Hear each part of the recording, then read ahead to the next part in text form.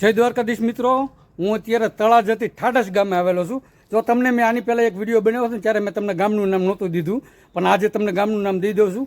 તળાજાથી ઠાડસ ગામે આવેલો છું. આ સંગીતાબેન મુન્નાભાઈ કાળુભાઈ, સંગીતાબેન કાળુભાઈ રાવળ છે, એમના ઘરે આવેલો છું. અને એમના ઘરે છે ને અત્યારે આપણે ગુલામ અલીભાઈ, પ્યાર અલીભાઈ સુરાણી અને જે શેફાન ગૃહ ઉદ્યોગ ચલાવે છે, જે સુરેન્દ્રનગરની અંદર લકી ગૃહ ઉદ્યોગ ચલાવે છે, એમના તરફથી અત્યારે 60 કિલો ઘઉં, 50 કિલો બાજરો, 20 કિલો ચોખા અને 20 કિલો તેલ આવે છે.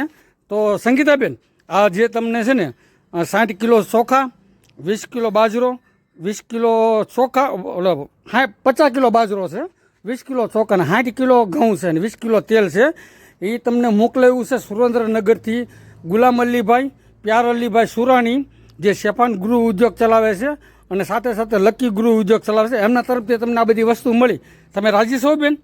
ખૂબ રાજી છું. જે આ દાતાર અમને આ દાન કર્યું ને અમને આપ્યું ને, એને માતાજી ઝાઝુ આપે અને એના પરિવારને કાયમ સુખી રાખે અને એના આખા પરિવારને બધાને વરના કરે અને આવીને અમારી મદદ કરતા રહીશું અને આવીને અમારો સાથ સપોર્ટ કરતા રહીશું. તો જેથી કરીને અમારા બાળકો ભણાવી ગણાવી શકું અને અમારા બાળકો મોટા થઈ જાય. અને તમારો ખૂબ ખૂબ આભાર છે દાતારજી, એને અમને દાન કર્યું છે ને એનો માતાજી ઝાઝુ આપશે ને એને આવું નવું માતાજી આપતા રહે ને અમારી મદદ તમે કરતા રહેજો. તમારે બીજી આગળ શું શું વધારે મદદની જરૂરિયાત છે? બસ મારે ઘર પડી જાય એવા છે, ઘર નથી હારા, મારે મકાન થઈ શકે તો બધા મદદ કરી મારે મકાન કરાવી દેજો.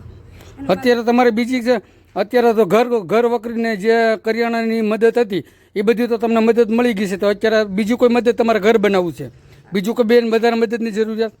બસ એટલે મદદની એ જરૂરિયાત છે. હજી થોડું ઘણું કોઈ રોકડ આપી શકે તો થોડા ઘણા પૈસા રોકડે કોઈ કરી દો મદદ. થોડું ઘણું શાક મંદડું છે, દૂધ છે, છોકરાને ચોપડા છે, કાચ છે, જે કાંઈ આપણે લાવવા ખર્ચ થતો હોય એ આપણે કરી શકીએ એમ. ભલે.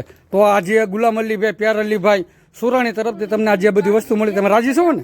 જેટલું અમને દેશો એટલું માતાજી તમને ડબલ દેશે. અને અમે રાવળ દેવ છીએ અને અમે હાવ નિરાધાર છીએ. મારી દીકરી દીકરો બે છે ભાઈ.